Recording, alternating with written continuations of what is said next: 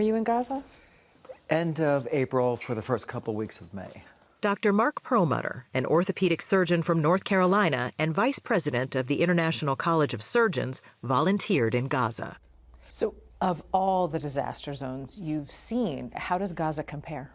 All of the disasters I've seen combined, 40 mission trips, 30 years, ground zero, earthquakes, all of that combined doesn't equal the level of carnage that I saw against civilians in just my first week in Gaza. And when you say civilians, is it mostly children?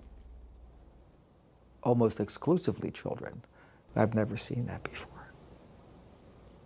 Never seen that. I've seen more incinerated children than I've ever seen in my entire life combined. I've seen more shredded children in just the first week. Shredded? Shredded. What do you mean? Missing body parts, being crushed by buildings, the greatest majority, or bomb explosions, the next greatest majority. We've taken shrapnel as big as my thumb out of 8-year-olds, and then there's sniper bullets. I have children that were shot twice. Wait, you're saying that children in Gaza are being shot by snipers? Definitively. I have 2 children that I have photographs of that were shot so perfectly in the chest I couldn't put my stethoscope over their heart more accurately, and directly on the side of the head in the same child. No toddler gets shot twice by mistake by the world's best sniper, and they're dead center shots.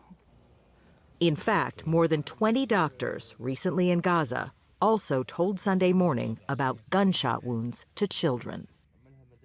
One American doctor told us he even reviewed CT scans to confirm what he saw because he, quote, didn't believe that this many children could be admitted to a single hospital with gunshot wounds to the head. Some shootings have been captured on video. The Israel Defense Forces declined our requests for an on-camera interview.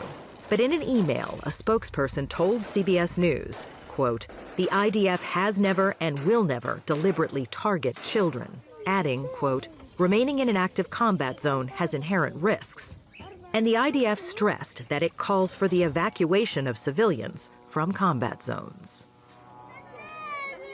The UN reports that to date, more than 80% of Gaza's population has been displaced and the majority of its buildings destroyed. A reality which has taken its own toll on the well-being of children. What about the emotional wounds? How can you measure that? I can't measure my own.